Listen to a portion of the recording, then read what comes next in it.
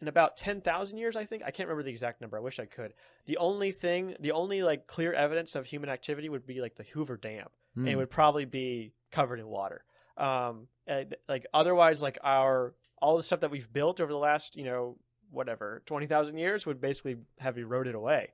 But in Wall-E, like it's been 700 years and there's still buildings standing and there's just still trash around, So like you said, like it's probably because there wasn't anything natural fighting against that, there wasn't anything in place that would start counteracting the effects that we had created on the earth. And by like rooting out every plant, except for one, like we've basically destroyed the earth's hope of coming back, which kind of goes back to like the theme of the movie, and something that the captain says is he talks about how he has to go back, right? Like the earth needs us in this situation, which is kind of the opposite of what you normally hear, right?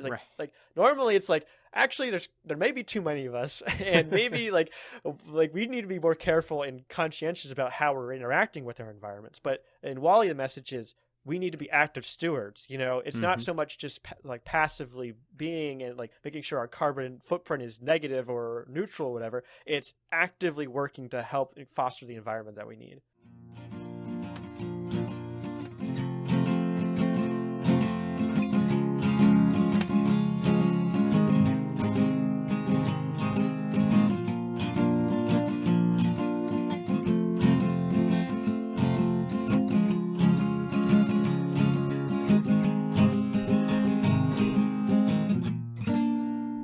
Hello, welcome to Talk Ag to Me, the podcast dedicated to improving ag literacy around the globe.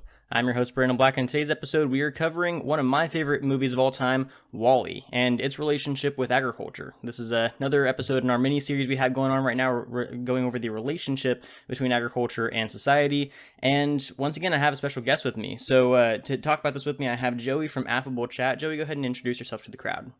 Hey, how's it going? My name is Joey. I co-host a weekly movie podcast called Affable Chat. We talk about all sorts of different topics. I am not an expert in agriculture in any sort of way, but I'm happy to be here and happy to discuss this movie with you. It is one of the greats, for sure. I'm happy to hear it's one of your favorites. Yeah, definitely. Well, I'm definitely appreciative of you taking the time. I've been trying to do an episode on Wall-E, even outside of the mini series, for months now. I mean, I have a friend who runs a movie podcast that refuses to talk about Wall-E for some reason, so I've been dying to get somebody. Yeah. So yeah, I was very glad to see your excitement about talking about it. So I think it'll be a lot of fun. Absolutely. Awesome. So I think just kind of, best place to start is to just jump right into it. So Wall-E is a movie that I think most people have seen at some point in their childhood, especially if they grew up, in the early 2000s. It's one of those, original Pixar movies that I feel like gets forgotten a lot, but is a very good movie that kind of gets overlooked a little more than it should, in my opinion. Definitely.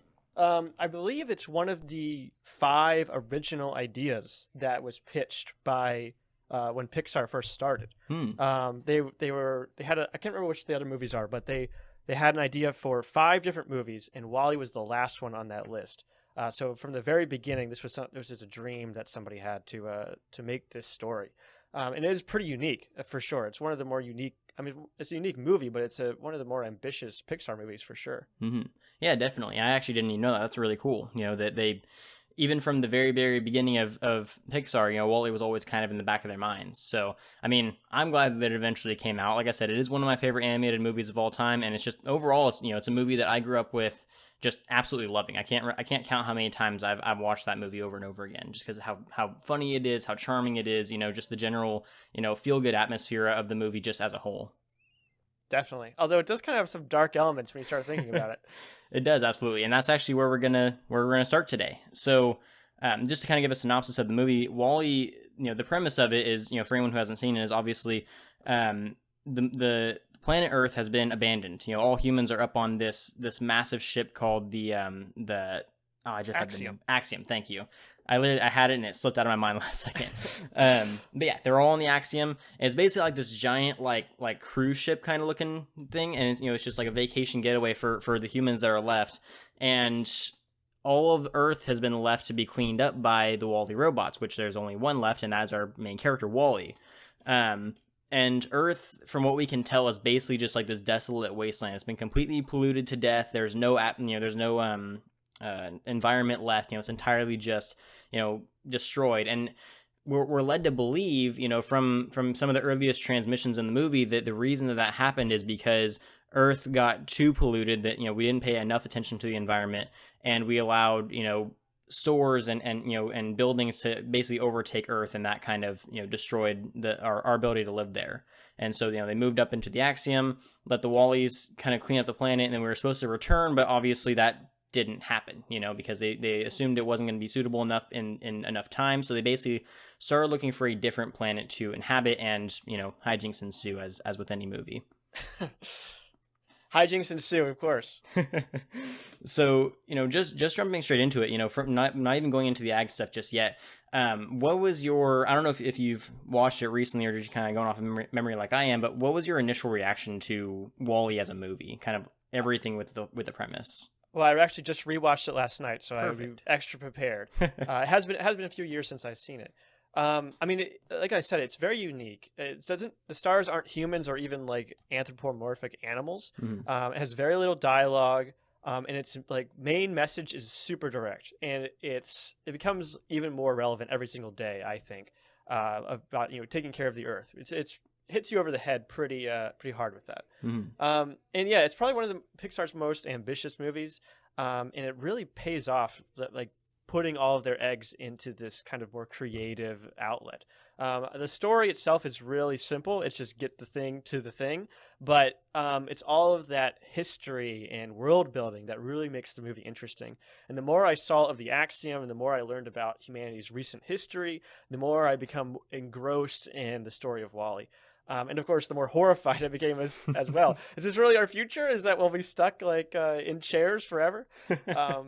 Yeah, that's the thing that really sells this movie for me is the character of WALL-E, because he really captures your attention right away. First of all, he's extremely cute, Mm-hmm. but it's his curiosity that serves the story so well.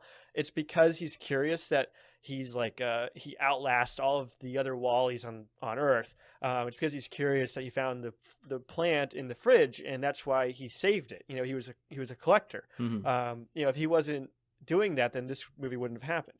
Of course, he's also very curious throughout the rest of the movie, and that's why he saves the day over and over and over again. But he's not just a vehicle to help build the plot, right? To move you from event to event. He's actively driving the narrative forward, and he's displaying a consistent and relatable and noble traits that make him, even though he doesn't look like a person, very anthropomorphic. Mm-hmm. And the Wally's limited vocabulary and his expressions carry just like there's so much emotional weight. And maybe it's because you're projecting more onto him, but I can't thinking back of other movies I've seen recently, like he's carrying more of that emotional weight and doing more characterization than like a lot of human actors in like more traditional action movies and stuff. He's doing a lot of work with the story and bringing you forward so well that you can't help become engrossed in the story. So yeah, I think that's really the thing that sells it more than anything else. But the background elements, of course, are what make this movie interesting. It's what sticks with my mind so much. I'm sure the same is for you. Oh, absolutely. I mean, I agreed with you every step of the way along there. I think that WALL-E as a character is definitely, the driving force of this entire movie. I mean, it's one of those movies that, you have to appreciate because the plot wouldn't happen without WALL-E. He's the reason that everything in the movie happens the way it does. Exactly. And that's a huge part of storytelling. If you have a story that would have happened anyway and your main character is pointless, then that's not a fun main character. Right. Well, there's certain stories that work with that where they're like, okay, this person's kind of a blank slate and now you're being introduced to this world and you're the main character is an audience insert, and it's never as interesting, but sometimes like getting the character kind of out of the way can really bring you into an interesting world. Mm-hmm. But it's more like a video game than it is like a movie. Mm-hmm. And this movie doesn't do that at all. I think WALL-E is very distinct, and watching it closely you get the sense of what kind of robot he is. Mm-hmm. Yeah, absolutely. And I mean, I think WALL-E serves, even the humans in the movie have the same reaction that we do to Wally. You know, he's very distracting from what we consider reality. You know, Definitely. He's kind of a funny little guy. You know, like you said, he's very cute. He reminds me a lot of Stitch in some ways. You know, in the way that he's like kind of a weird, little outcast that's not quite what we consider normal, but he doesn't talk a whole lot. Just kind of his expressions and general behavior in the world is what makes him distinct and a lot of fun to watch. Yeah, that's a good comparison, I think. Yeah, and I think that, Wally serves such an important role in this movie, obviously, because, the movie is named after him, but he, ironically enough, humanizes the humans.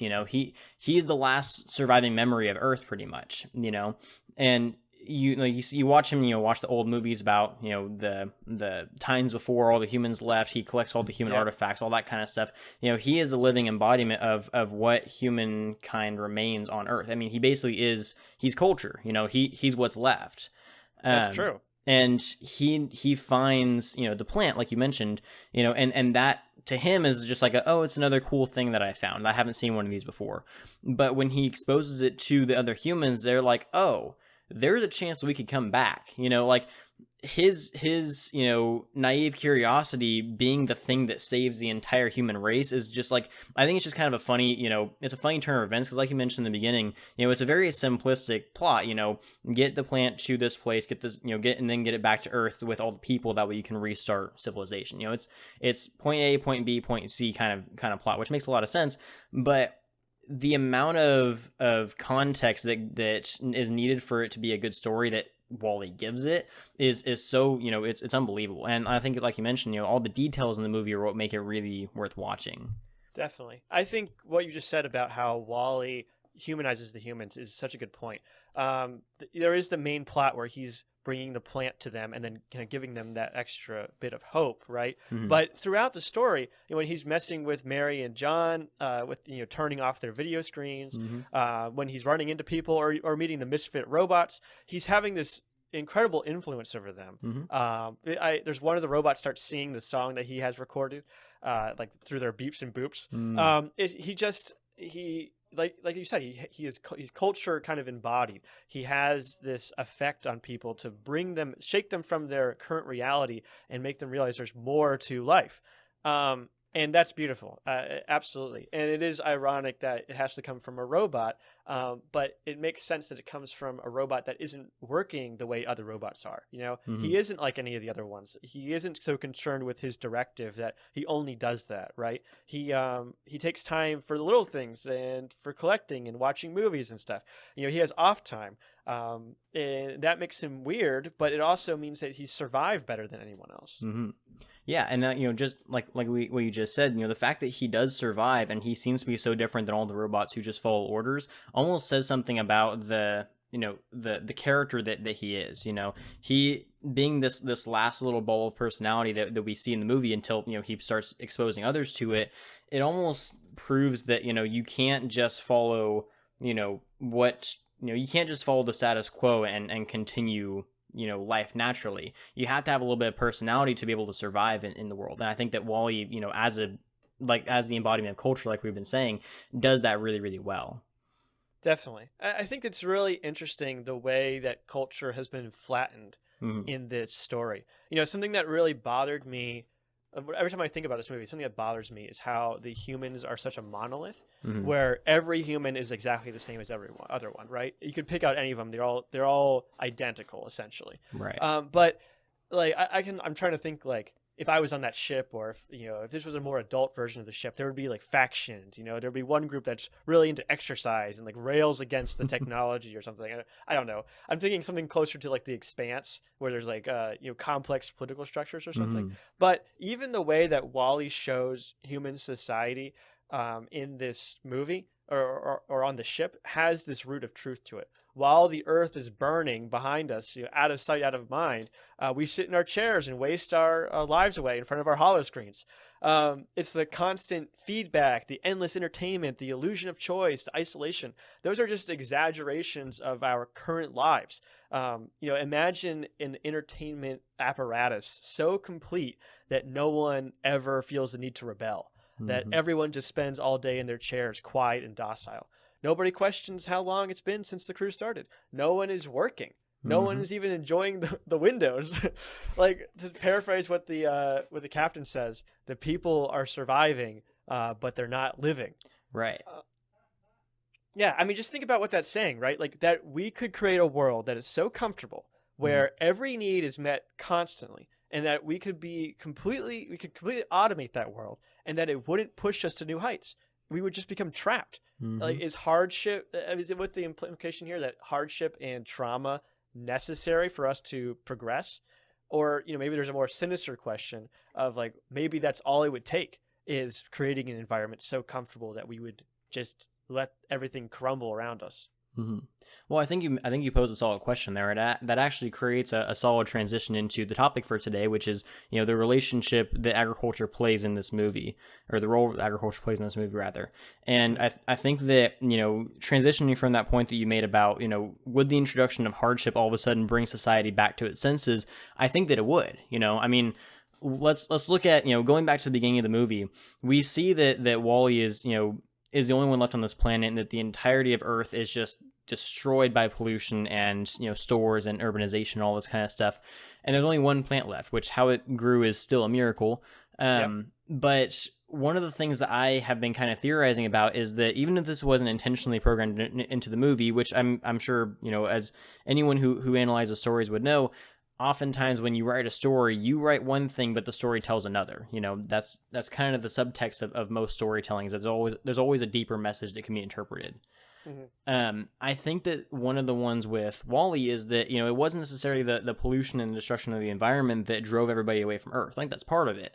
But all of a sudden we were replacing, the farms with the stores, which is ironic to me because you're destroying the means of production to get the, the vehicle for that product. Yeah. I think as we saw the destruction of agriculture on Earth, which we actually get a little bit of a glimpse of whenever the president's giving that speech about how they need to be leaving Earth, he literally said that, we can't live on Earth anymore because we can't breathe. We assumed it meant pollution, but maybe it was oxygen. Maybe we destroyed all the plant life, Yeah, well, that's the thing, is there is no plant life. There's no trees, there's no grass, right? When you see the planet from orbit, it's brown, it's like a desert. There's used to seeing like lush greens and stuff. That's that's horrifying. And there's like these giant dust storms that blow through. The sun is obscured by some sort of haze. I don't know if it's smog or if it's dust or what, but it's not clear, right? It's very it's just kind of hazy. Even on the bright days when it's not thunderstorming, right? It's still kind of hard to see. And part of that is the colorization of the movie to kind of show how bland everything is. But I think there's a lot you can take away from that, showing that this is a completely inhospitable place. And it's a good point about the atmosphere as well. Clearly, there's still an atmosphere because the ship that Eve arrives on is pushing air around or dust around and everything. Dust must be moving through something. But Wall-E can survive in space, right? It could be that there is no breathable air on Earth. Right. And that's, I think that's a pretty safe guess because, like you said, there's absolutely no plant life on the planet. I mean, none. We've seen, the dust storms that are occurring on Earth now are very common in deserted areas. They happen on Mars. They even happen, in deserted parts of Earth. There are deserts where dust storms are very common. That tends to only happen whenever there's no plant life. It seems to me that what really happened wasn't that we polluted the Earth into destruction. It's that we got rid of every source of an oxygen producing plant, because I think that, we've seen a lot of evidence from modern, agricultural technology that plants can do quite a bit to reduce the impact of pollution. They can absorb carbon emissions from the air. They can absorb nitrogen and put it back into the soil. They can rejuvenate a lot of the Earth on their own. Once we start destroying plants, that's when pollution starts to get really, really bad because there's nothing to preventing it from just going full force all over the planet now. So yeah. I think, this is kind of my theory, and you can tell me what you think now, but I think that what actually happened on in Wall-E is that we got so obsessed with technology, we got so obsessed with producing the best urbanization we can, the best civilization. Maybe we were trying to produce the paradise that the Axiom ended up being, on Earth. and it didn't go quite as planned. We destroyed all this farmland to try to get all these stores, all these buildings in place, and we didn't realize just how little we had left, and it wasn't enough to keep the population alive. I mean, we even see the Axiom has a much smaller population than Earth ever had. And yeah. I It's think unclear how many people died. You know, there in one of the promotions they show multiple of these axioms taking off, but they also say that the axiom is the flagship, implying that it's probably the biggest one. Mhm. You know, so it's possible that, and it's not exactly clear how many people are on the ship, but at one point, everyone in the ship is in one place, and you can see all of them. You know, it's not millions of people. You know, it's thousands, and if there's many of these ships, I don't know, maybe there's 1,000 of these ships, right? What we're talking about, like 100,000 people, maybe 1 million people left. Like, that's crazy. You know, that's like almost endangered levels. You know, like human beings have gotten to the point where we're nearly extinct. Right. Well, yeah, and not to mention, you know, when they return to Earth, as far as we know, they're the only axiom that comes back. We don't know if all the other ones come back or not. Yeah. So I mean, like, it's very possible that the new population of Earth is incredibly small, and and would need to completely start from scratch. I mean, we see them actually start from scratch, and they somehow bring agriculture back to the planet. So it wouldn't be. I don't think it would be out of the question if we ran out of a source of food. So we scrounged up all the food we could find, threw it on the ships, and then got as many people off as we could before the rest of the planet started to die off. And then that's where Wall-E starts. Well, it's interesting because they've been on this ship for, they say, 700 years, and they're still making trash. There's that whole scene where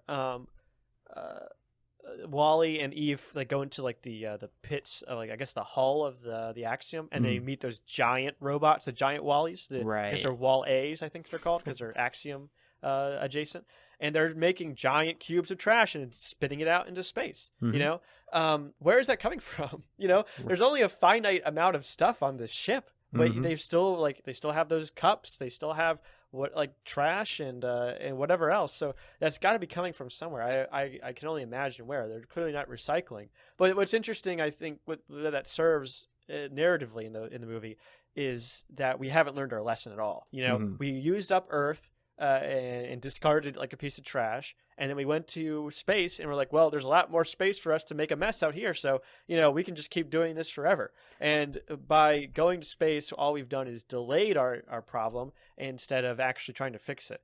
And clearly we've learned nothing. Yes, no, absolutely. I think that's the essential message of Wall-E, which, I mean, the original story without the agricultural, piece of it still holds up. The entire story is about us being negligent of how we care for our environment, whether that be the environment out in space or the environment on Earth or some other planet that we're inhabiting. At the end of the day, if we're not paying attention and taking care of our environment, it's going to kill us faster than we'll ever begin to realize. Yeah. And sorry, go ahead. No, you're good. I read this book a long time ago. It's called The World Without Us by Alan Weisman. Have you heard of it? I think I have heard of it, but I've never read it now. It's really boring. That's what I remember from reading it.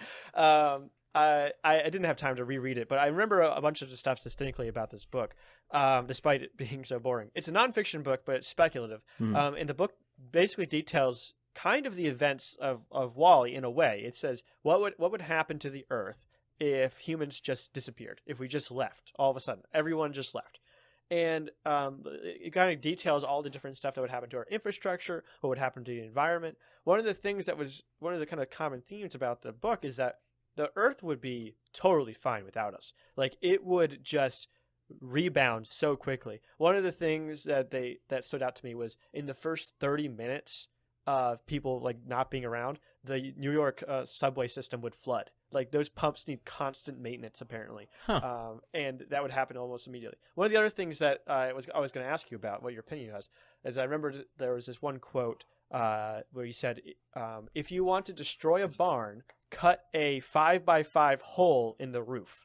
Like, the implication being that once the elements could get inside and outside of the barn, it would just start disintegrating, essentially. What do you think about that? Oh, it's absolutely true. I mean, that's one of the biggest concerns of being a farmer is that you have to find a way to survive against the weather.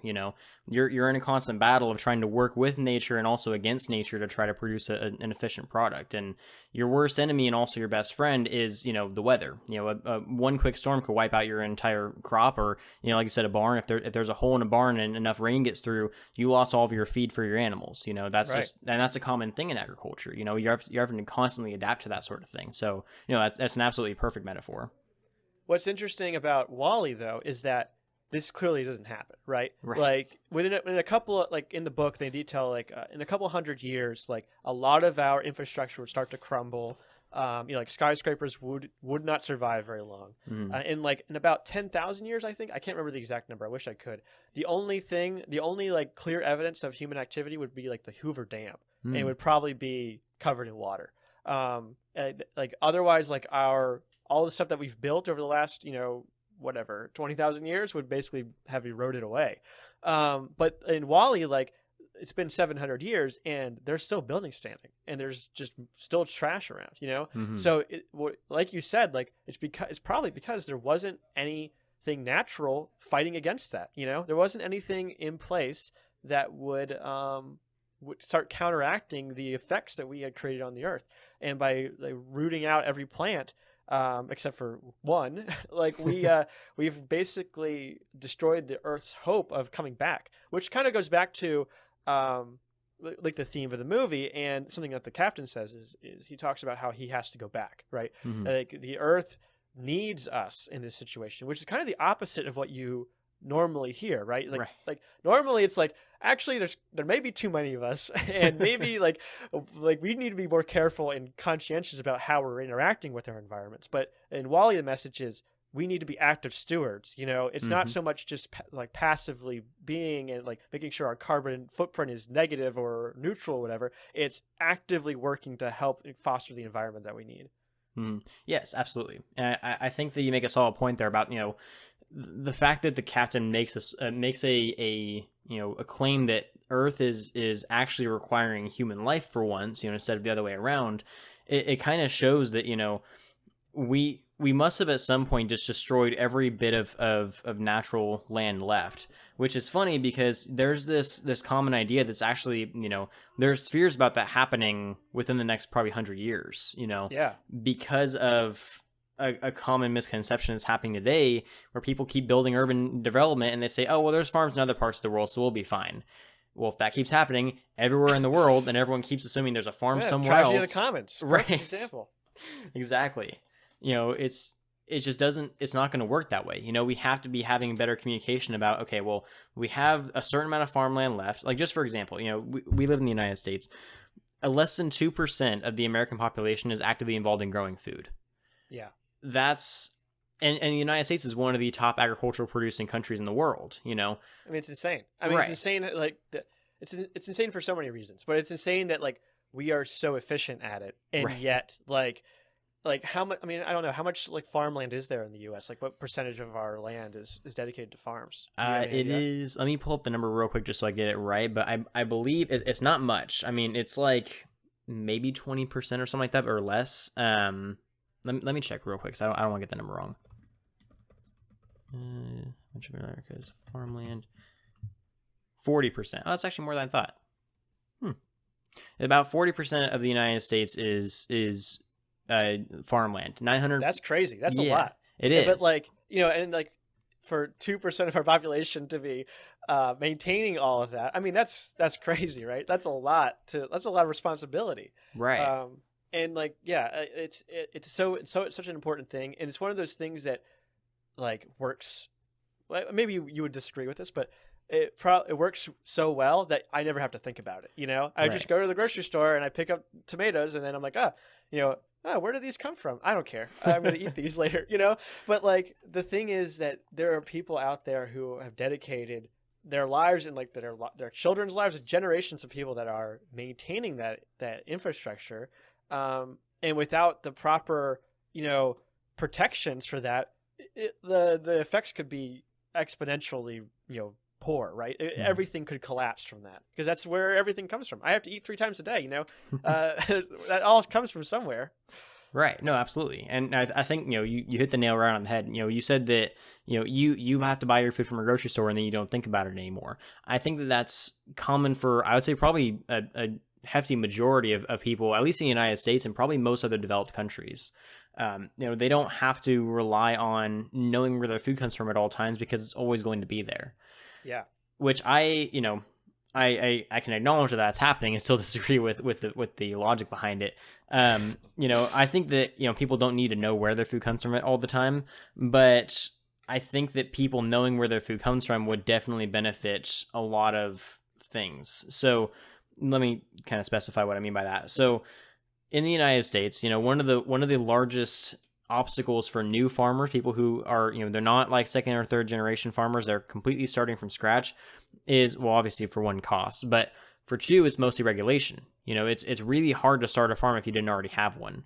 A lot of people get regulated into the ground because they get a lot of things that, they didn't realize going into it that hit them a lot harder than they were anticipating. A lot of those regulations get passed by common voters, which is fine. I think that's how it should be.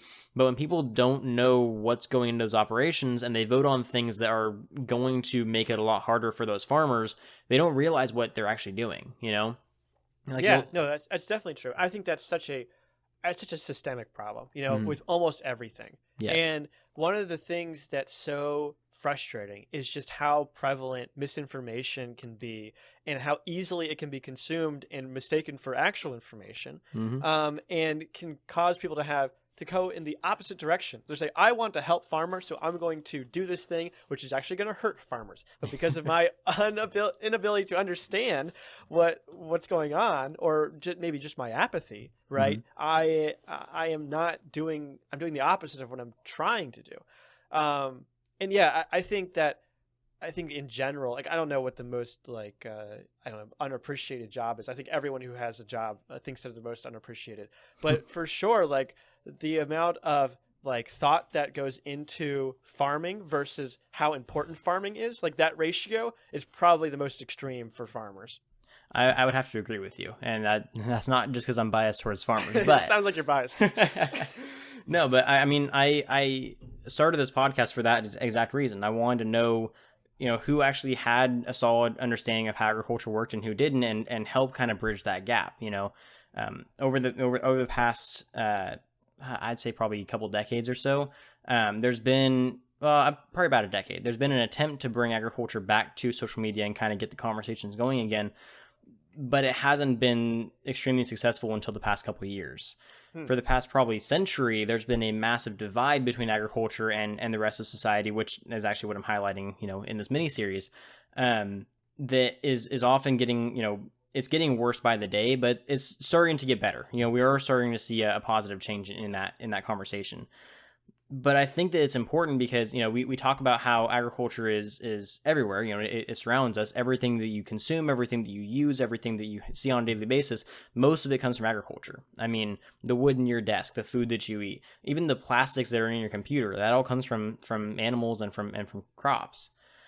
There's a lot of things that get kind of left out of the equation when it comes to talking about, agriculture. But I think more than anything, people have this idea that, it's always going to be here, so we don't need to worry about it, which is understandable, But if we look at Wall-E, kind of going back to the conversation at hand here, we see that doesn't turn out very well for them, and it probably wouldn't turn out for us very well either. Well, here, let me play a clip from the movie. Okay. That kind of sort of illustrates what we're just talking about. Oh, Earth is amazing. These are called farms.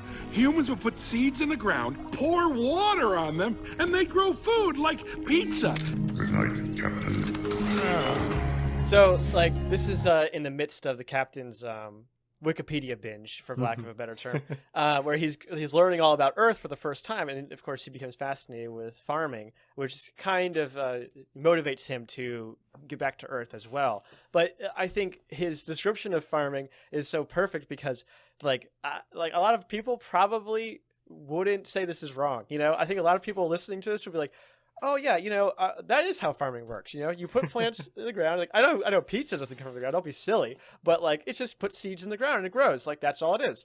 When like it can't be that simple because like otherwise it would just happen all the time. That's the thing is like there is this miscommunication or just lack of understanding of the challenges that face I think farmers in general. And I can speak from my own experience because I literally have no idea like how that all works.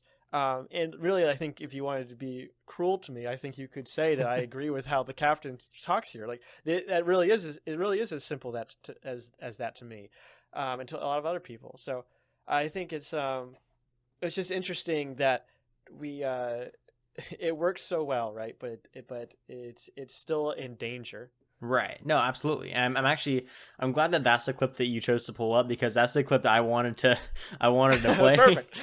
So it works out. I mean, that entire Wikipedia binge, as you, to quote you, that perfectly describes the point, that I'm making here, which is, there's this massive misconception around how agriculture actually works. And it's so, it's funny to me that people have that idea of, oh yeah, you should put a seed in the ground and put water on it and it grows. As far as they know, that's all that needs to work. As long as they understand that, the food actually comes from farms, that's the important part for me. I mean, there are people who don't even know that. They think it just shows up in the grocery store. I've talked to people before that have said like, well, why is agriculture so important to protect? I mean, we have food in the grocery stores. It doesn't matter that much. And I'm just like, do you guys know where it comes from? Where do you think it comes from? Right. That's amazing. Right. Yeah, but like I think that's so interesting, and now I see how you're tying this back to your overall point, which is like it's that lack of understanding, it's that lack of appreciation of the amount of space and the amount of effort that goes into agriculture that probably led to the downfall of Earth in Wall-E. Again, like we saw no green spaces when as you said, you need at least 40% of that space to be green spaces in order to sustain as many people as we're sustaining today. So yeah, it's very interesting to see that. And I can definitely see the path very clearly from like the lack of appreciation for agriculture leading to the decline of everything. I mean, have you seen Idiocracy? I haven't, but I know what you're talking about. Yeah, so in that movie, which it's not that great. People say it's really really prescient. It's not. But one of the things that they talk about is one of the main jokes is that they keep pouring Gatorade on the plants because they think that because there's an ad campaign that pouring Gatorade on the plants makes them grow. It's what plants crave. So they keep killing all of their food, and they don't know why. And of course, the only guy that knows anything says, "Why don't you use water instead?" Because he understands just as much as the captain does in this movie, which is you put water on it, not Gatorade. So it's just interesting because like again, like their whole society was collapsing because they didn't have any food, and it was only a matter of time before it ended up into like a giant trash heap, and there's nothing left to even save. Mm-hmm. Yeah, absolutely. And I think that, as you mentioned, the communication, the misconception, that whole part of it is, I think, the biggest problem facing, the relationship between agriculture and urban development. And I think that, I'm definitely not in the boat of people who don't know where the food comes from are stupid by any means. I think that it's not a common thing that we talk about anymore. It's left out of a lot of common conversations. It's not part of our school systems. It's not something that is actively around us. So, why would we not, why would we seek out knowledge on something that is not readily in front of us? You can use the Wall-E example as proof of this. All of the humans on the Axiom, they pay attention to what's directly in front of them, and that's it. They have no reason to think outside of the box because everyone's thinking outside of the box for them, supposedly.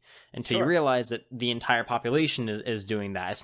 It's not so much that we have somebody else doing the work for us now. It's now we're all here and we're hoping that somebody's doing the work, and really they're not.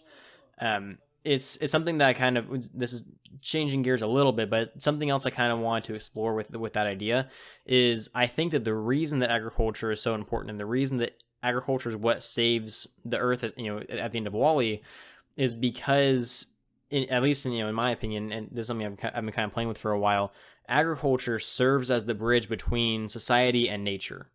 It's kind of, as I mentioned earlier, farmers are working with nature to try to produce food for society. The first ever civilization was founded because we figured out how to create farms. The idea that agriculture and society are separable is just, I don't think it's possible. We have to have that relationship with nature, or else we kill nature, or nature kills us, or both. We see that. I think it's really interesting you say that, because I think there's this trend toward like this disgust with anything natural. I think like it's really funny to me, because I feel like I see people wearing, like, they'll wear a dress or like a shirt or something and it has flowers on it, right? But they would never get that close to a real flower. You know what I mean? Like, they would, if they got that close to it and saw like wherever the different pieces of it, the petals and everything, I feel like they would get grossed out, because it's not something, it's not clean, it's not, it doesn't have those rigid edges.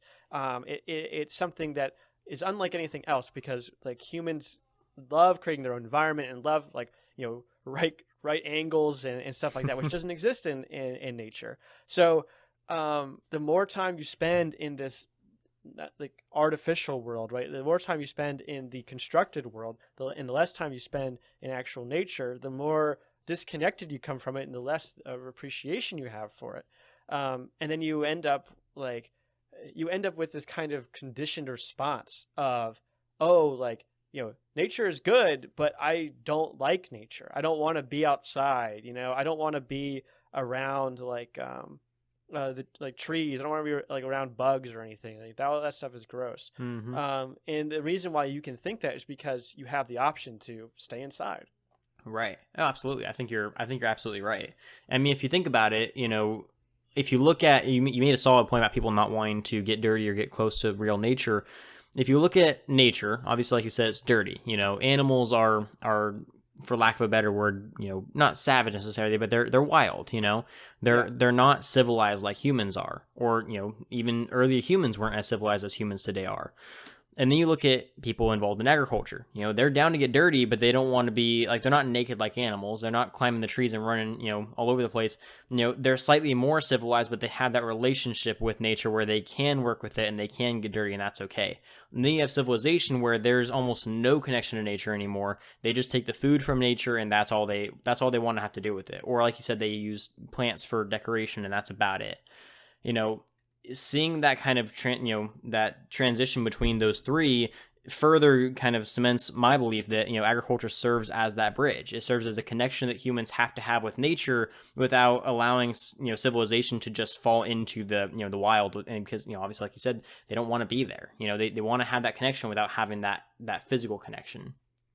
Yeah, that's a really interesting point. And like, it's what you're implying there is that like we have to have that nature. Like, it's not just that, it's not just like trying to connect ourselves back to some roots or something, right? It's literally that without nature we would die, and we need somebody who is willing to try to tame that and make it, and bring it into civilization, or else like that's it for us. Right. I mean, even look at the Axiom. They still had their windows that replicated nature. They had the sun and the sky and the clouds and all this kind of stuff.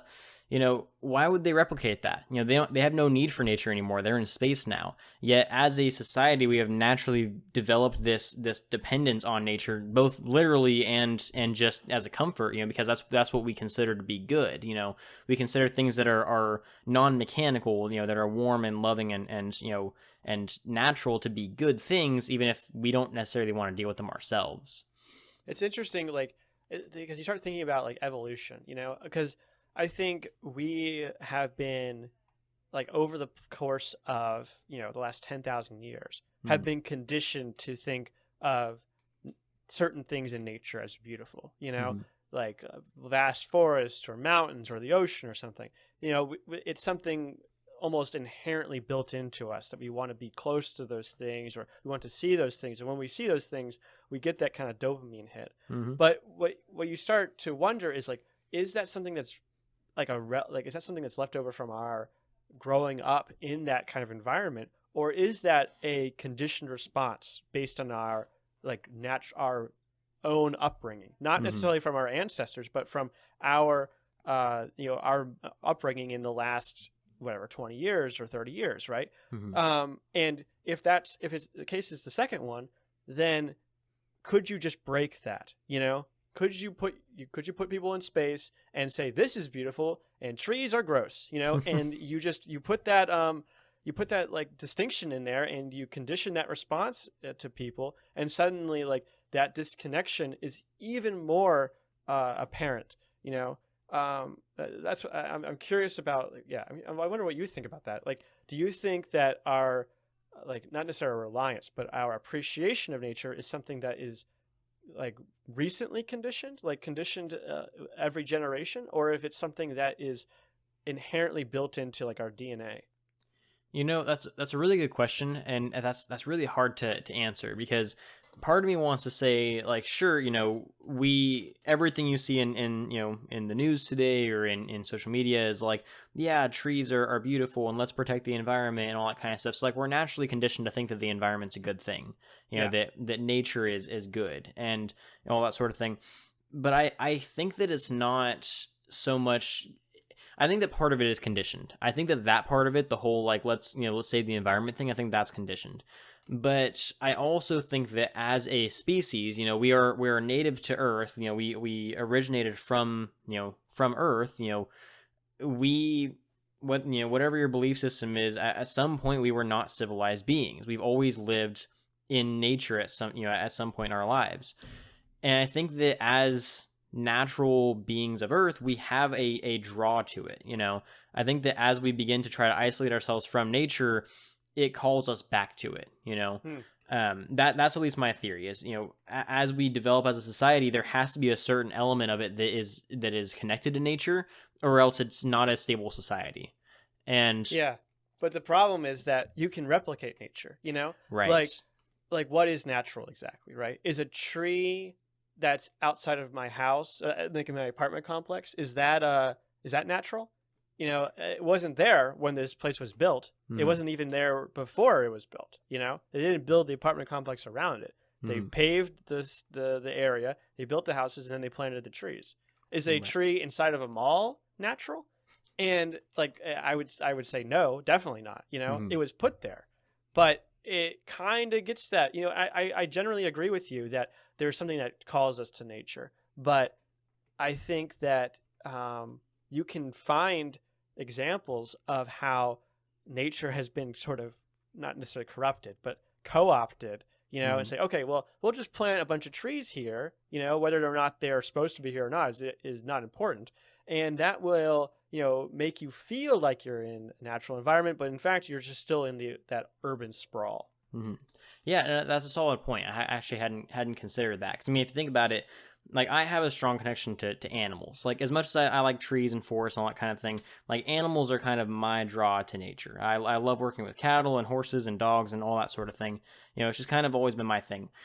But even, like, the animals that we have now are not natural. I'm pretty sure pugs would not have naturally, manifested. Definitely not. There's nothing evolutionary, like, beneficial to be a bug. No. Right. So like, it's one of those things that's like, do we still consider the animals that we love today as natural because we've crossbred them to be what we want them to be, Yeah. And so it's like there's this, maybe it's not so much that we're drawn to nature because nature is sporadic, it's constantly changing, and as humans we don't like change very much. We like to be able to control things. Maybe it's more so we have a connection to organic life. We like things that are alive that we can interact with. Yeah. I think it's definitely true. And like that's the thing is like, what exactly is natural?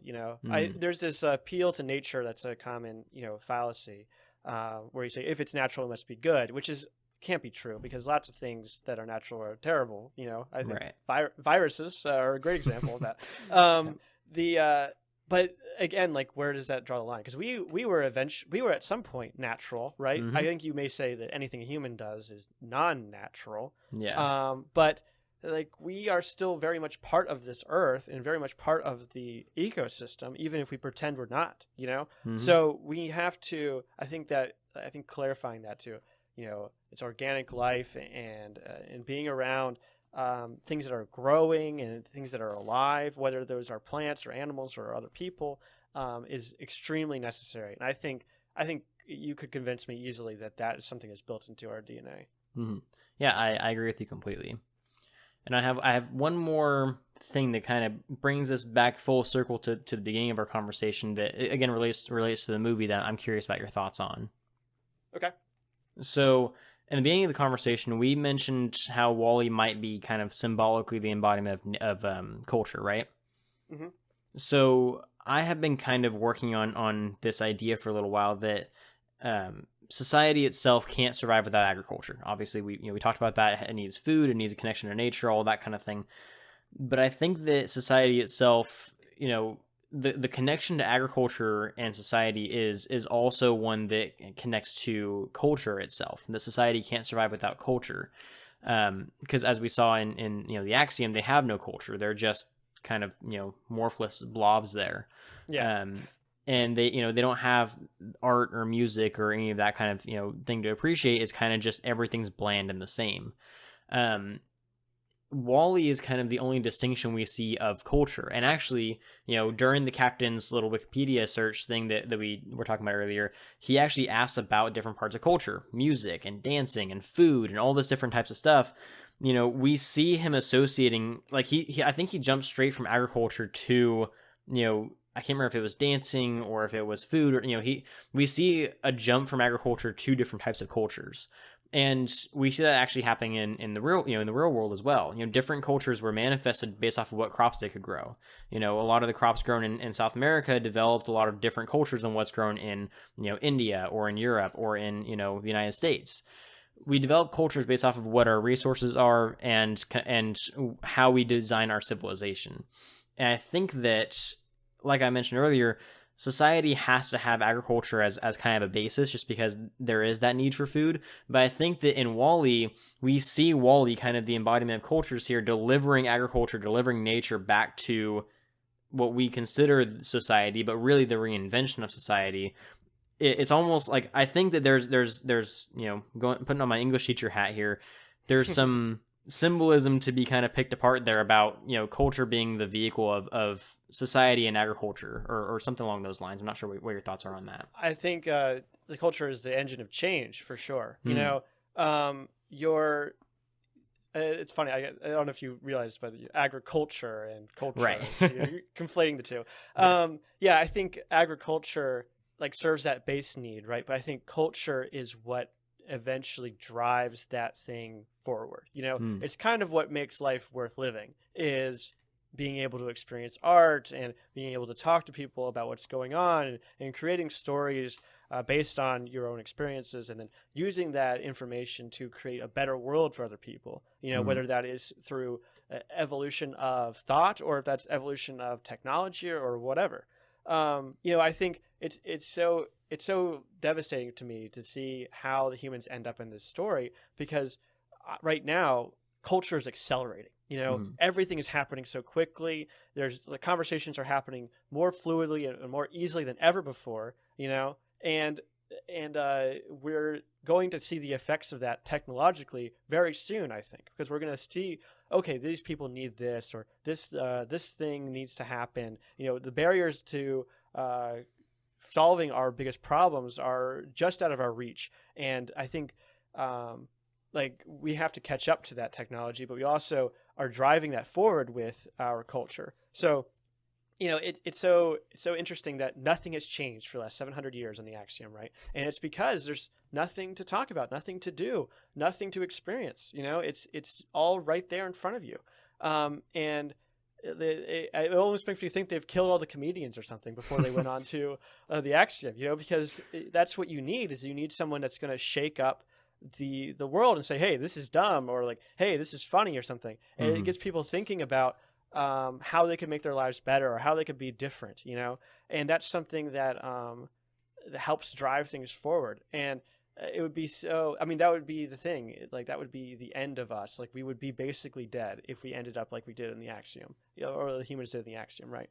Because we wouldn't be creating anything new. We would just be stagnant. Yeah, no, I completely agree. I mean, that's I really like what you said there. Culture is the engine for change. I think that's a really good way of kind of putting it, you know? Thank you. I just came up with it. No, that's like, I was thinking about that. I was like, that's actually kind of perfect. Because I mean, if you think about it, you know, if we kind of run with this theory we were having about Wally being the symbol of culture, he is the thing that causes change, right? Like he's the thing that kind of jumpstarts society back into motion. He brings them all down to earth. He kind of reinvents human civilization. And we think, you know, we kind of assume that he could potentially bring back what was remaining of culture that was already there because of all the things that he's collected and all the movies that he watches and all the music that he plays. I mean, he even teaches, like you said, they're like, you know, misfit robots, the songs that he likes to listen to. Yeah, like, and it's so motivating to them, right? It's not just that they're free. They're like, he's our leader now, you know, and they're singing his song.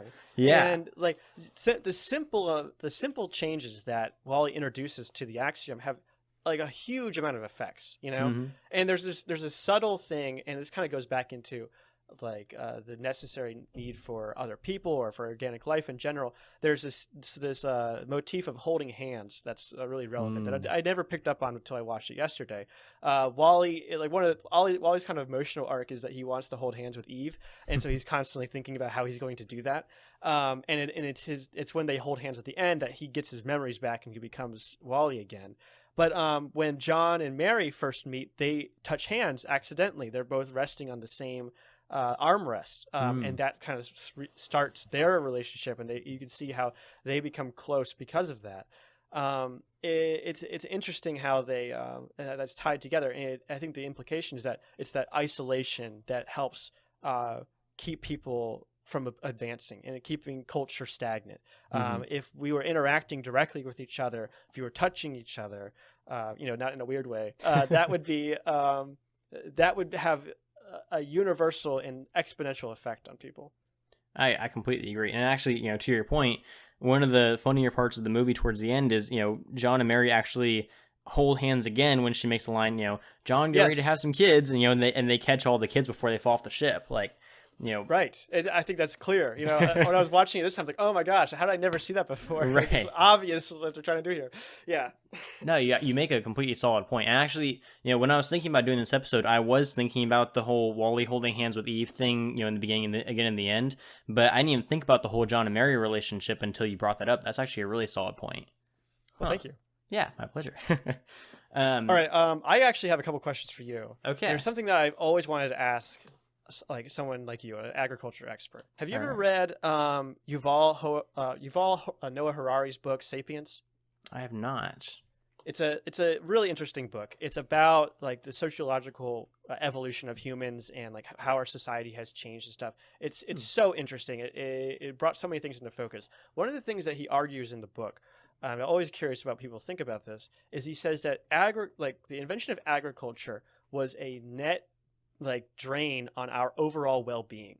Like we were able to create more food for more people, but it was a sort of trap where suddenly we had a bigger society to take care of, and we could never go back to like the hunter-gatherer societies before. And the work that was required to actually farm was like devastating. Like it was so much bigger than what we had before. Interesting. What do you think about that? Okay. Well, I think that's an interesting take for sure. I can see where he's coming from with you know the whole we can't go back to hunting and gathering thing. I would say that it depends on your value system.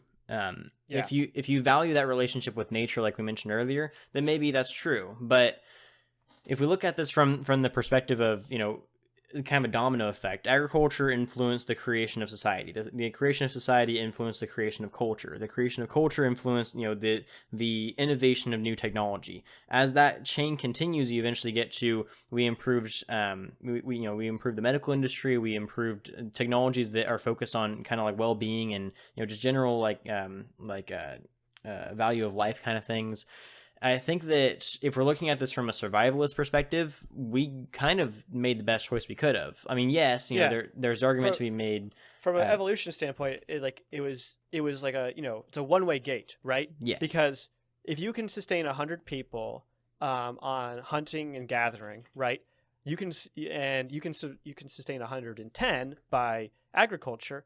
Mm-hmm. You know, who's going to die? If you try to go back to hunting and gathering, suddenly you have lost 10 people in your little cult, your little society, and that's just not a price people were willing to pay. And obviously, the better we got at agriculture, the bigger that number got, and then it became even more possible. I think he even argues that when people tried to go back, that was what the result was, that people died, and then they got overtaken by more successful cultures, more successful societies that had embraced agriculture. So once it started, it couldn't go back. But he kind of argues that this is like what starts our obsession with hard work in a way of like we need to be constantly working, and like work isn't necessarily a thing that we enjoy. It's something that we have to do in order for things to happen. Mm-hmm. Yeah, I think that there's definitely a solid point to be made there, and I think that it's true in both senses. Like, yes, work has to be done for the continuance of whatever project you're working on, or just the continuance of survival of the human race. But there definitely are people who enjoy that work, or else they wouldn't do it. I mean, agriculture is one of the more difficult occupations to have in the modern society, just because, again, it's extremely expensive. You're constantly having to fight against the weather and the regulations and a million and one other things trying to shut you down. It's really hard to keep going because, just to give you an example, back in 2007, 8, and 9, there was a great kind of recession in, correct me if I'm wrong, but I believe it was the entire United States, at least in California, it hit us hard. But in California, we saw a massive jump, probably the largest jump ever in a number of farmers committing suicide because they couldn't deal with the stress of not being able to feed their families or their friends or their community. That whole thing kind of made us realize we knew farming was hard before. We didn't realize just how stressful it is. There actually, now there, because of all of this, there have been some, kind of farmer mental health, groups started, to try to help out a lot of the farmers who develop that kind of stress. But it's one of those things that they don't have to do that. They can get another job. They can go, do whatever they need to do, but they choose to because that's their life's work. There's an argument to be made about, yes, there's this necessity to work, but also we like to do things that don't, we like to take the easier route if possible. We try to not put ourselves in the most difficult position possible. I mean, that's the whole reason we invented agriculture, so we don't have to hunt anymore. But by choosing that route, there's the argument about, do we keep, farming, or do we let somebody else take care of it? If we let somebody else take care of it, then we don't have our own access to our own food anymore. Yeah. So there's this whole, that's a, hour-long conversation in and of itself. But basically, the point I'm trying to get at is, I think that he's right. To a degree, agriculture did cause a lot of issues, but that's like saying the invention of the car caused a lot of issues. Yeah. Yes, it did, but it also did a lot of great things. More people died, in car accidents after the car was invented than before. How weird is that? Exactly. But I think as a whole, agriculture was a net good for society, depending on what you consider a net good. Yeah, no, I think you make a good point, because eventually we did get there, and we're seeing that benefit every day, right? Every time we have any sort of, we can dedicate time not to hunting and gathering and to creating a better world for other people, we are seeing that benefit. So yes, that's a great answer. I have one more question for you. I know we're almost out of time. No worries, go ahead. This is more fun. This is kind of a fun one, but related to my last question. So at the end of the movie, right? They plant the boot in the ground, which has the plant in it, and then they're like, okay, we're done. We're off to the races. The Earth is coming back. So my question to you is, how would you restart agriculture and maybe even the world from a single plant? I think they actually have other stuff on the ship. I think they actually have a whole recolonization suite or something. They have a whole bunch of stuff that they can use. But what would be your first thing you would do if you were to restart agriculture on Earth? Ooh, that's a great question. I think that, obviously they have a solid approach. You plant the one thing that you have that's alive. Great answer. That's kind of the first step, is make sure that the thing that you have is alive keeps growing. But I think that it's so. if you are experienced in agriculture and you kind of know what to look for, see if you can find the most fertile soil possible, because soil is a very, variable thing. Not all soil is good everywhere, obviously. Actually, the soil in California is considered the most fertile soil in the world. So I mean, if I could get back to California, I definitely would. Wow. But I mean, like a lot of the earlier civilizations, like Mesopotamia once had the most fertile soil in the world. I think China has some of the most fertile. So if you could find a spot with really fertile soil with climates aren't going to exist, obviously, because there's no plants to really regulate the atmosphere. But if you could find somewhere that's the least terrible, if that makes sense. Yes. That would be kind of that'd be kind of the first step. There'd still be heat, pretty even heating of the Earth, right? Like the equator would still be pretty hot, so you would want to be in that kind of middle latitudes, right? And you want to find something that's like the river delta or whatever, right? Like something that has a lot of the Nile, right? That's why Egypt sprung up, and why the Mesopotamia is called the birthplace of a civilization, right? It's because that soil was just so much riper. So yeah, seeking out something like that would be a big part of it. Yeah. That'd be my start. Find a good place. Get your plant planted, and then kind of keep an eye on it. Obviously, water it. A whole bunch. Make sure that it's getting sufficient sunlight and is protected from the weather. So if you could get Wally to set up some of those blocks around it to create wind barriers, that'd be perfect. Yeah, that's a great idea. And a little igloo or something. Exactly. So the question that I have though is, they have no livestock. There's no cows, no sheep, so they're going to be extremely kind of scarce on a lot of their resources. So, because livestock are an essential part of a lot of forms of agriculture. I mean, we use them as draft animals for a long time for a reason. We use them to make clothes, we use them to make milk, and which milk makes a ton of things. There's so many resources that we use livestock for, not to mention the way that livestock graze is a lot of the reason why pastures today still exist, or why a lot of deserts were turned back into wildlife, because they were able to kind of bring back a lot of that pasture with the animals grazing and kind of stomping on the dirt and kind of tilling it up and that sort of thing. So I'm curious with how without livestock, how they go about doing it. It had to be, I guess, artificial grazing. Yeah, well, some of that stuff would be handled by the robots. They show in the credits, there's a bunch. The credits are really interesting because they have a bunch of different art styles, and it's advancing with how the Earth is becoming more and more green. They actually do show a part where there's a bird, like a blue jay, which doesn't make any sense to me, because where did that come from? Right. Anyway, but the robots could handle some of it, right? They could pull plows, they could till the soil, right? They could plant stuff. But you can't eat robots, so and you can't milk a robot. So you could handle some of it, but definitely not all of it. That's a great meat. point. If they had animals on the ship, then where are they, and what's happened to them? Are they freeze dried or something, stuck in a cubes or something of amber, so they can pull them out later? I don't know. I don't know what the you don't see anything. You don't even see dogs or cats or anything on the ship. So. No, I mean, and maybe they're on another axiom somewhere, or maybe they have something designed for their livestock, but that makes no sense. I don't know how they go about doing that. Yeah. So. Well, it'd be tough. That's the thing. I did write down I'm skeptical about their ability to succeed in this environment. They're we planted the plant. I think we're good now. Yeah.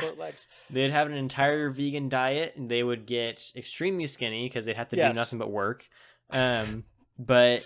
I mean, I'm not going to say it's impossible, but yeah, the odds would be stacked against them for sure. Definitely. Especially with the limited amount of people they have.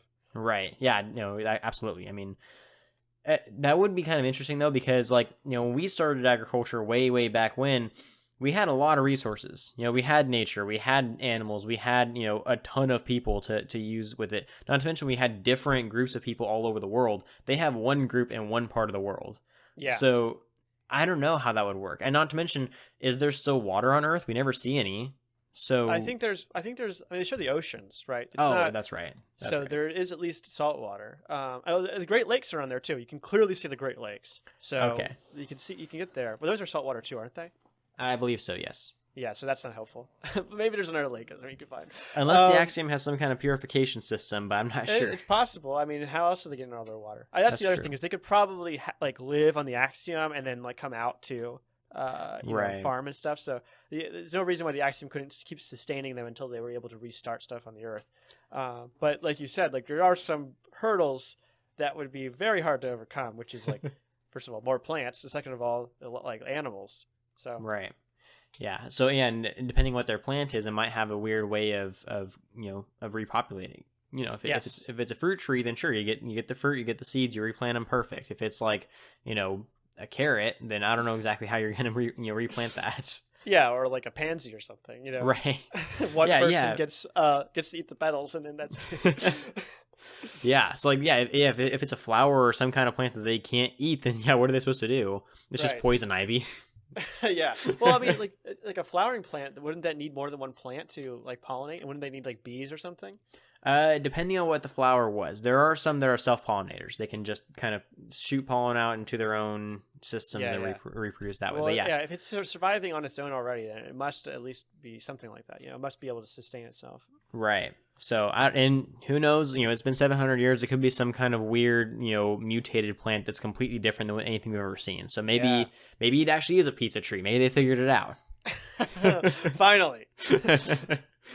But. Awesome. Well, I think that kind of covers all the questions I had. I don't know if there's anything else you wanted to add to that. No, definitely not. I had a great time talking to you. Yeah, I had a lot of fun too. And before we wrap out, the big, I think the big takeaway I want from this episode to be is pay attention to the planet, please. Like I don't think that we're gonna get to Wall-E, but let's not risk it. Let's just kind of pay a little more attention to our farmers and to what we're doing. I second that. Awesome. So before we wrap up, you want to go ahead and let everyone know once again who you are and where they can find you? Yes. My name is Joey. I co-host the Affable Chat movie podcast. We do a podcast almost every week. Our latest episode is Space Jam: A New Legacy. So if you want to hear our thoughts on that, you can listen to it. And we are available everywhere on Google Play, on iTunes, on Spotify, on SoundCloud, on Audible. You name it, we're out there. So just search for Affable Chat. We're on every platform: Twitch, YouTube, TikTok, Instagram, everything. So we're the only Affable Chat when you search for us. So just Google Affable Chat and we'll show up. Sweet. And, thanks a lot for bringing me on. This has been a lot of fun. I really enjoyed our conversation.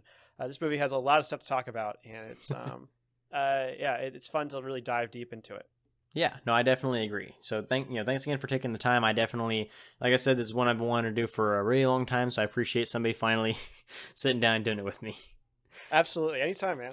Cool. So thanks again, Joey, for your time. I'll put all your links down in the description so people can go and find you and check you out. Thanks to all the listeners for tuning in and for sitting through this one. I hope it was a lot of fun. I had fun. I hope I think it was a pretty good time. But yeah, so I'll catch you guys all next week. And don't forget, if you ate today, thank a farmer.